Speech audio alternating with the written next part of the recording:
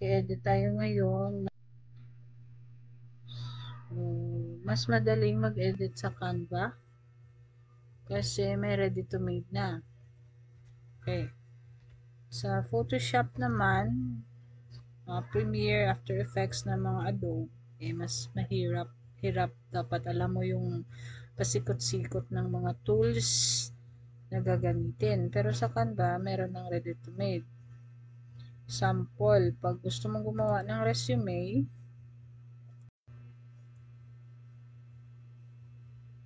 ayan, may ready to made na. Pwede rin na ikaw gumawa ng sarili mong styles. So, meron sila dyan.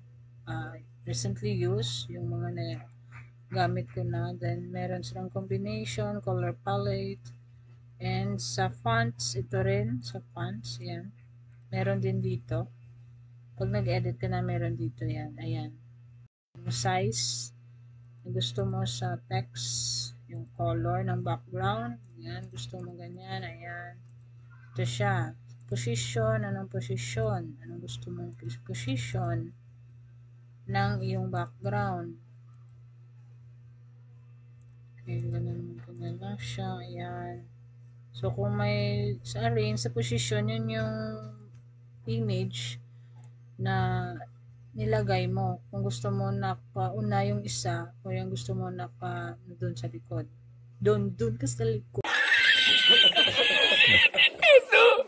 Chart. Okay, balik tayo dun sa design. Ito yung design elements. Yung elements, ito yung mga shapes, lines.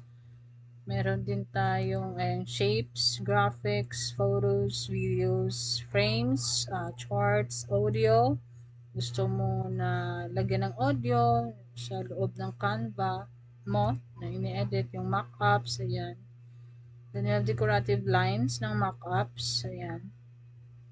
Pag ganun lang yan. Ayan, kung gusto mo lagyan ng picture, example, ayan, dito na papasok.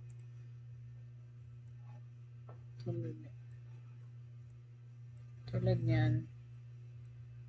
Ayan, pumasok siya. Pero, pag walang ganito, at nag-paste ka, pak, dyan nalagay. So, yan siya. Pero, pag naglagay ka ng ganito, ayan, so, ayan lang. Dyan siya papasok. Hindi dito. Ayan. So, dyan ka na magpapalaki. Hindi mo na siya kailangan palakihin siya. Siya na lang. Ito na lang yung kanyang mock-up. So, smart crop. Kung gusto mo na mag-i-crop to, then, pwede rin. Depende sa gusto mo.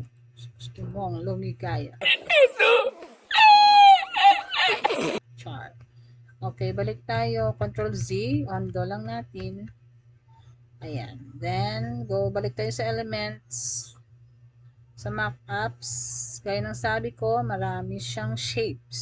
So, fancy line, meron. Ayan, fancy line, brush, konti lang, pencil line, paint, hand drawn. Ayan, yung hand drawn line, ayan.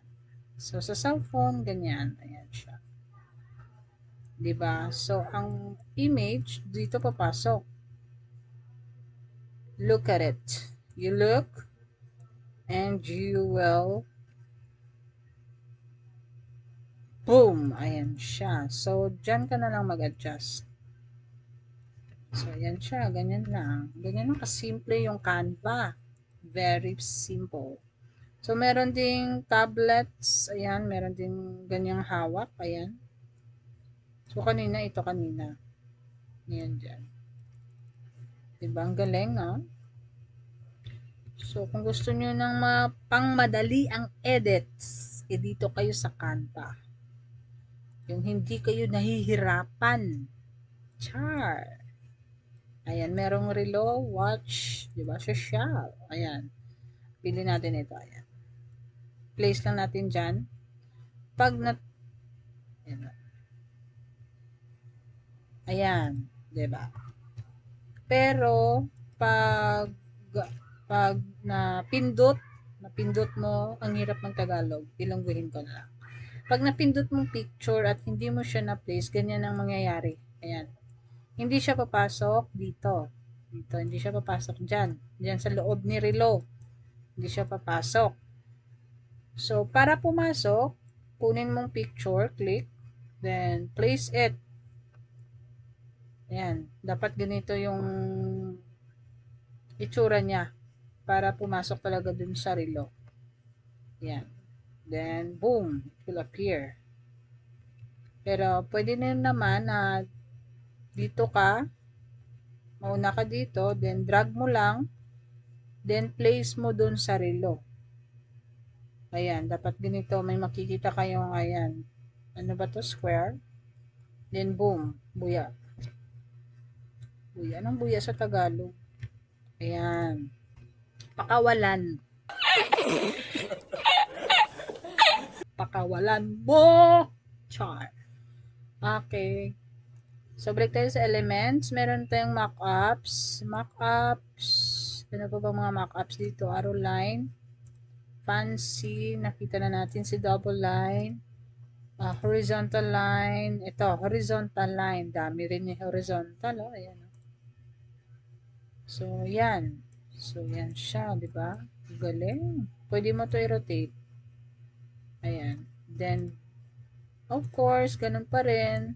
Place the picture, then boom, it will appear the picture inside of the mock-ups. Ayan. So, pasuli. So, rotate lang natin. Ayan. Ganyan lang. Ganyan lang kasimpleng Canva. Very simple. Easy. Like easy money.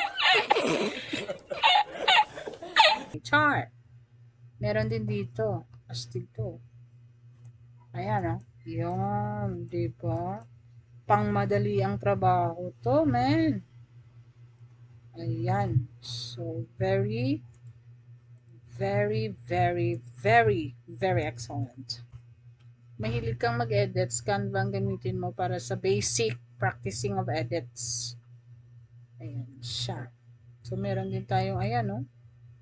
Trend ba to? Ayan. Trend. Trend, ayan. Pwede dyan. Dami. Ayan. Meron ding cellphone, no? Back of the cellphone. Ayan. Pindot ko lang kanina. So, place ko lang siya dyan. Then, of course, it will appear. Look at that. It's so very good. It's very excellent. Okay. Yan siya. Dami niyan. Ayan. Dami pa niyan. Damo. Damo siya. Okay, let's go back again to mock-ups. Then, let's go to vertical. Meron bang vertical? Merong vertical, man. Ayan. So, ang picture, dito papasok. Sa vertical naman yan. Ayan.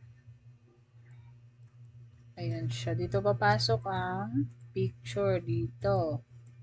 Dito. Ayan. Maraming vertical line na mock-ups na ready to haplak the picture na gusto nyong ilagay. So, ayan siya. Doon nakatalikod. Ano ba yan? Nakita. So, ganyan lang siya kadali.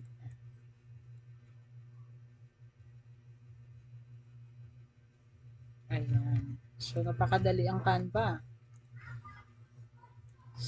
Sa chart, meron din tayong chart. Ayan, yung chart na, ayan. Then, dito ka rin mag-edit. Ayan, gusto mo, boom.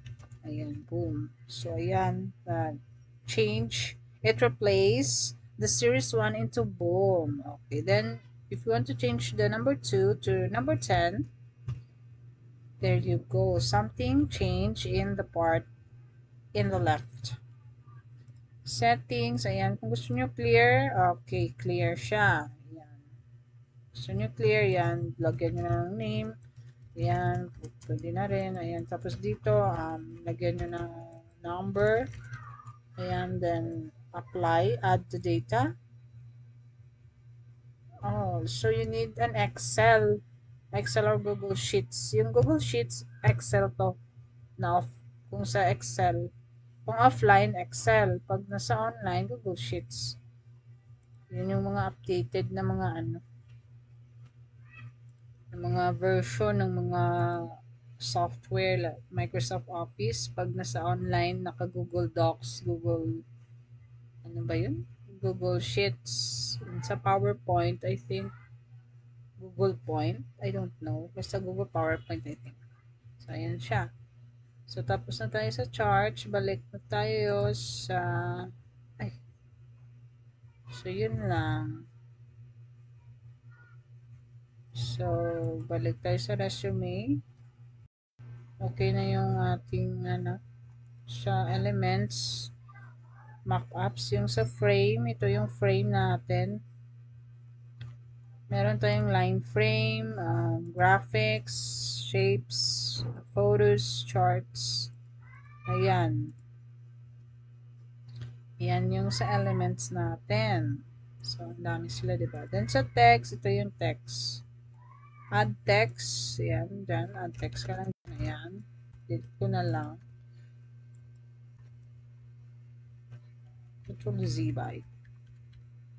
Then, Magic Write. Yung Magic Write, pag naka-pro ka. Pag hindi ka naka-pro, of course, you need to buy their features na mga bago. Pag pro. Ayan, pro ka dapat. Pag kinlik mo itong try out, it will appear na dapat na magbayad ka. Dahil ito yung features nila na kailangan mong bilhin.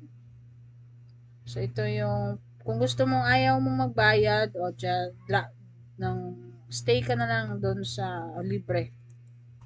Marami naman, marami ka namang lalaman doon sa mga freedom char. Ito yung add fonts mga fonts natin, ayan, add text, pag nag-add heading ka, ayan, yung add subheading, add a title body, yan. Itong heading, subheading, then body text. Malaki si heading. Sample, lagay mo, Tarsilo.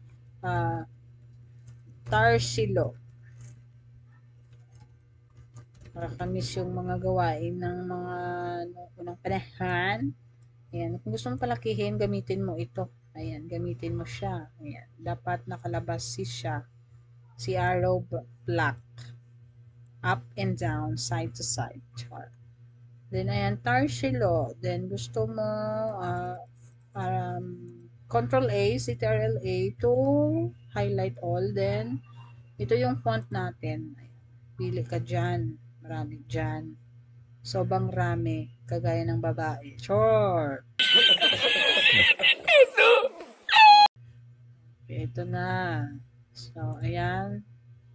Pag pumili ka, it will be load.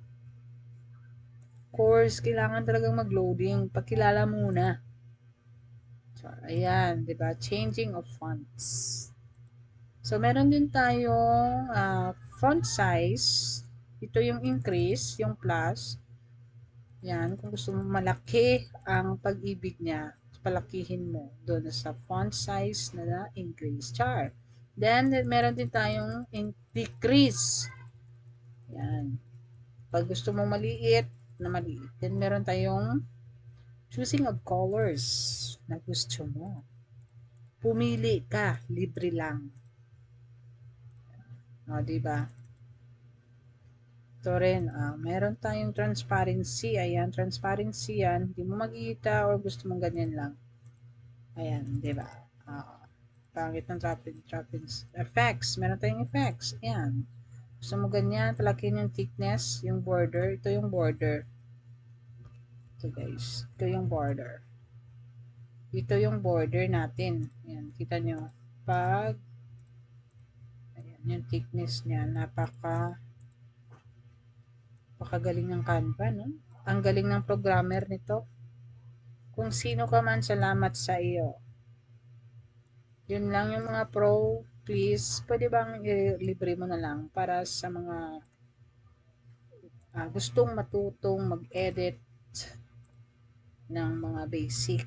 Kasi hindi naman lahat magkakabili. Yan lang. Yan yung ating fonts doon sa elements, sa text pala. Sa text pala tayo. Then, meron din tayong ganito. Yung ready to made na mga ano. I-remove muna natin siya para hindi tayo maguluhan sa pangyayaring ito. Ayan. Ayan. Hindi siya pro. Pag pro, huwag nyong gamitin dahil magbabayad kayo. Katulad nito, pro yan. Pag kinlik mo yan, yan, click mo, kailangan mong magbayad. Claim offer. Pag claim offer, you need to buy 150 pesos per month for 3 months. So, 3 months, then it will be 300. So, doon na lang tayo sa libre. Huwag na tayong magbayad. Yung mga ready to made. Ito yung mga ready to made. Ayan. I'm dreaming of white Christmas. Oh my God. Ayan, di ba? Ito, hindi to. Pag walang ganito, pag walang pro, meaning libre yan. Pwede mo gamitin yan. Tulad yan, pack. Ayan siya. Instant, di ba? Meron din tayong, ayan, pack, instant. Yun yung mga instant na hindi mo kailangan magbayad. Ayan, sticker, di ba? Galing ng pro. Galing ng Canva. Ito, hindi pwede ito dahil kailangan mong magbayad. Ito, hindi na. Libre yan. Delete ko. Happy birthday. O, pwede nyo itong palitan ng color pag gusto nyo. Example, yung color yellow. Tapos ito, gusto nyo black. Black. Ayan, black. Ayan. Diba? Then gusto nyo yung border.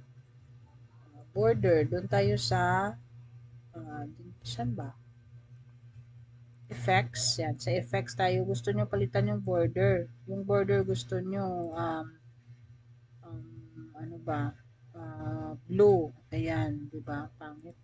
Ayan. Red. Ayan. Then, yung thickness nyo, gusto nyo, malaki yung thickness. Ayan. Ayan lang siya.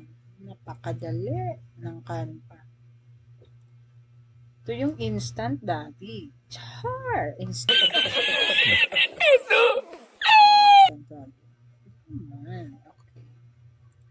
So, pwede nyo rin tong palitan ng font. Kung ayaw nyo ng font niya, palit lang kayo. Go lang kayo sa dito font. May pangalan font yan. May meron pangalan. Meron din textile.